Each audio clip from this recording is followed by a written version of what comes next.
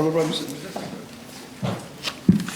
Mr. Deputy Speaker, I move that the Gambling Regulatory Authority bill be read a second time. Let me start by reminding the House that in the government program under the subtitle Restoring Integrity in the Gaming Industry, we have undertaken to restore public confidence in the Gambling Regulatory Authority, the GRA, particularly in regard to its oversight of the horse racing industry. We committed to bring relevant amendments to the Gambling Regulatory Authority Act to ensure that the GRA operates as the trustworthy regulator of the gaming and betting industry in a transparent and accountable manner. We are honoring that pledge today. The bill should be viewed in a much broader perspective of government's unflinching determination to clean our country of the activities of the mafia under which the MSM regime has infiltrated all our institutions and brought the image of our country into disrepute. It is worth reminding, Mr. Deputy Speaker, that the House that under the previous government, the GRA, instead of furthering its objectives as spelled out in the law, developed an incestuous relationship with the gambling don. The GRA became a den of notorious agents at the service of the political masters. From 2015 to 2024, the GRA totally destroyed public confidence in the gambling and the horse racing industry.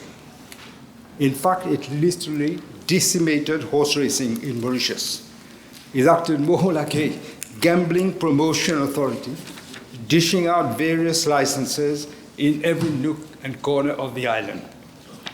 This is how the then government went about to prevent Mauritius becoming a nation Zucadea. As they unashamedly said during the campaign of 2014 general elections. But when they came in office, they did exactly the opposite. Mr. Deputy Speaker, over the last decade, we witnessed a gradual decline in the horse racing industry. Lack of trust, allegations of race fixing, cases of doping, animal mistreatment, pitiful state of the race tracks, infrastructure and other amenities, including, if you remember, nails thrown on the racetrack before horses started running. And there was also a dramatic increase in the number of people attending the races at Champ-de-Mars. This situation was a direct consequence of the memes of the MSM government and its cronies. The Gambling Regulatory Authority, which was supposed to ensure that gambling is conducted in a fair and transparent manner, had in fact lamentably failed in its mission and objectives, as spelled out in the Gambling Regulatory Authority Act. How can the public forget how the mafia, through the proxies, like one David Bicari, concocted a Machiavellic plan to get rid of the proud historic legacy in the sports arena, that is the Mauritius Turf Club. The MTC, we should all remember, is believed to be the oldest horse racing club in the Southern Hemisphere. It is a happy coincidence, Mr. Deputy Speaker, that this bill is coming practically 230 years after the creation of the MTC on the 25th of June 1812. The same Mr. Bicari, as I have already stated in the House, was also a special advisor to the then Prime Minister, Navinchandra, and he accumulated many other lucrative positions, such as board membership of not one, 6 state-owned enterprises. He was a board member and vice chairperson of the Gambling Authority, a regulatory authority. He was paid an amount of 3.3 million rupees by the GRA. Let me also remind the House who were the legal advisors retained by the GRA. The services of Mr. Ravi Yerigadu were retained from May 2014 to the end of 2024, and he was paid 4 million rupees, including a fixed monthly retaining fee of 46,000 rupees. The services of Mr. Krishna Singh Uchubal, barrister at law, were retained from February 2022 to November 2024 as legal consultant. Additionally, he acted as the head of the horse racing division and was also the chairman of the horse racing committee. He was paid 4.6 million rupees, including a monthly salary of 130,000 rupees. If this, Mr. Deputy Speaker, is not a clear case of conflict of interest, then we should redefine what conflict of interest means. Furthermore, Mrs. Saya Ragabudu, attorney at law, whose services were retained from May 2019 to the end of 2024, was paid 1.4 million rupees. Let me also remind the House that in September 2014, I had set up a commission of inquiry on horse racing in Mauritius to look into serious allegations of corruption in horse racing and in connection with the gambling world. The commission was chaired by Mr. Parry. He was also assisted by Mr. Gunn and Mr. Scottney. A preliminary report was submitted in November 2014, just prior to the new general elections, which were held in December 2014. Surprisingly, after the elections, the preliminary report mysteriously disappeared. In fact, I had taken the precaution of asking the then President of the Republic, Mr. Kailash Prayag, to ensure that the new Prime Minister received the report, the preliminary report. He assured me that it was sent by dispatch rider and they had signed in the book at the PMO. Yet, the former Prime Minister said he never received the report, never. The interim report was eventually tabled in the National Assembly more than 2 years later, in 2017, not by the MSM government, not by the Prime Minister, but by the then leader of the opposition, Xavier-Luc Duval. He produced that report. There had been no trace of the report anywhere. No wonder the Commission of Inquiry on Horse Racing conveniently disappeared from the then Prime Minister's office. In August 2021, Weekend newspaper managed to interview Mr. Ben Gunn, who is a sports integrity specialist, a former British Horse Racing Authority regulatory director, a former Gambling Commission commissioner, and a former police chief. I picked these people precisely because they had knowledge, they had integrity, and they knew how to do inquiries. Commenting on the weird disappearance of the report of the Commission on Inquiry on Horse Racing, Mr. Ben Gunn assured Weekend newspaper that he handed the final report accompanied by a letter directly to one Mr. Dave Pickari. The latter had told Mr. Gunn that the then Prime Minister, Sanu Jagnat, was too busy to receive him and Mr. Scottney. In his interview, Mr. Ben Gunn added, I quote, "The situation in the racing industry has worsened, and that's a real shame because it looks bad for the future of racing in Mauritius," unquote. That's when the MSM government came in power. This is what he said. He also stated, and let me quote, he said the finance bill of the MSM government in 2021 does not reflect neither the letter nor the spirit of the Paris report on horse racing in Mauritius, because it lacks the essential and fundamental elements of independence, unquote. Mr. Deputy Speaker, let me say a few words about the scheme that was put in place for an absolute control of the gambling industry with the clear objective of filling the war chest of the MSM. We know the decision to abolish off-course booking was taken to favor a notorious bookmaker who was operating through remote control. This resulted in a substantial decrease in gambling revenue and job losses. In every country in the world, the revenue increases. In Mauritius, it decreased. The horse racing division was presented in the Finance Miscellaneous Provisions Bill of 2021 as an independent division whose purpose was primarily, I quote, to ensure that a horse racing organizer effectively discharges its responsibilities regarding the organization of horse racing in all its aspects, including safety, comfort and standards of hygiene, security, discipline, and the prevention of fraud.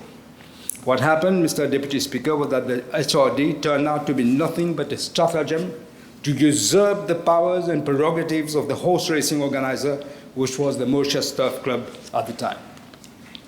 HRD never acted as an independent body. It was acting only as a political agent of the MSM. Additionally, right from the moment that HRD had undertaken its operations, the stipendiary stewards have been subject to recurrent criticisms from the press and the public.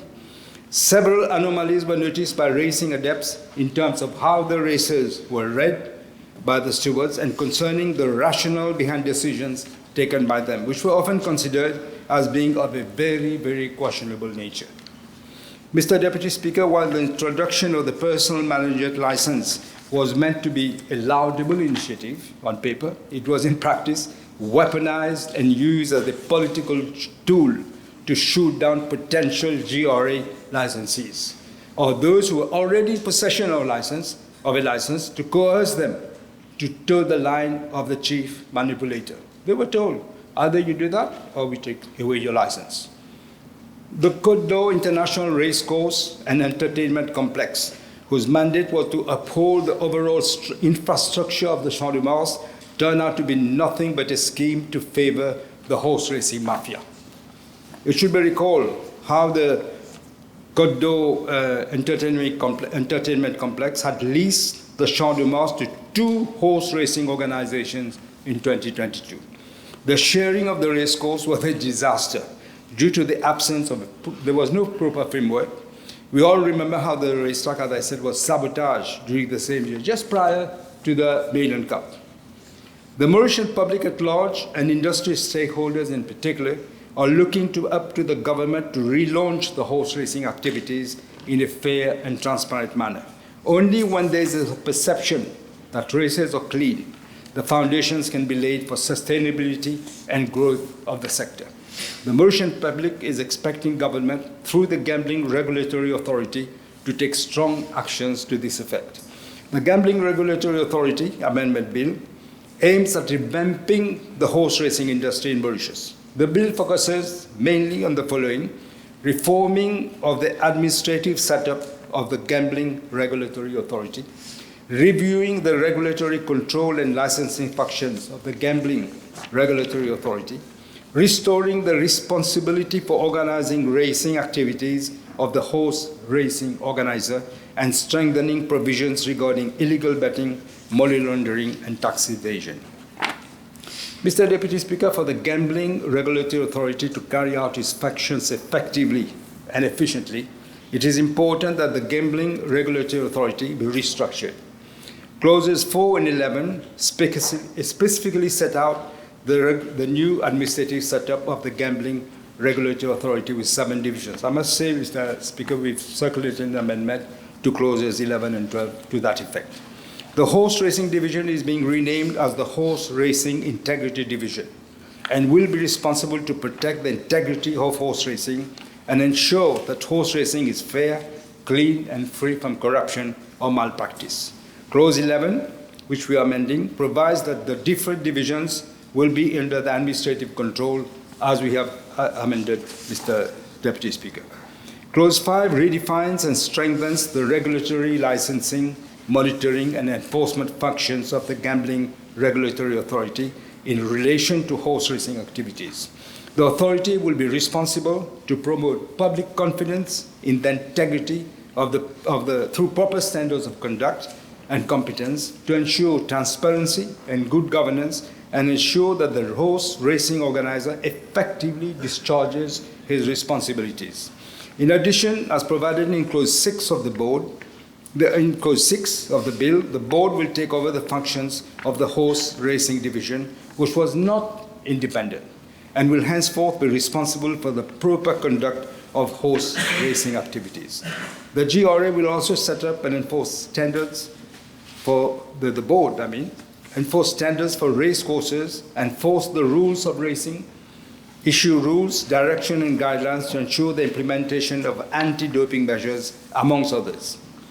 The Gambling Regulatory Authority Board will now be responsible for licensing or registering of trainers, also for assistant trainers, jockeys, apprentice jockeys, equine veterinarians, other horse racing professionals, stables, and equestrian centers.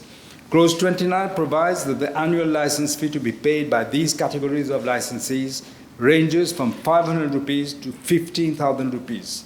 Amendment is also being brought in Clause 20 to provide that these license holders with the Gambling Regulatory Authority will not be required to hold a personal management license.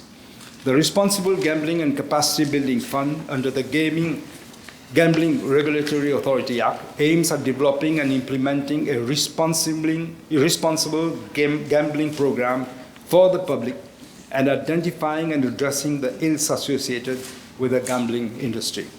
With a view to bringing greater synergy between the Gambling Regulatory Authority Board and the fund, clauses 9 and 10 provide that the fund will henceforth be administered by a responsible gambling board, which will be constituted from members of the Gambling Regulatory Authority Board.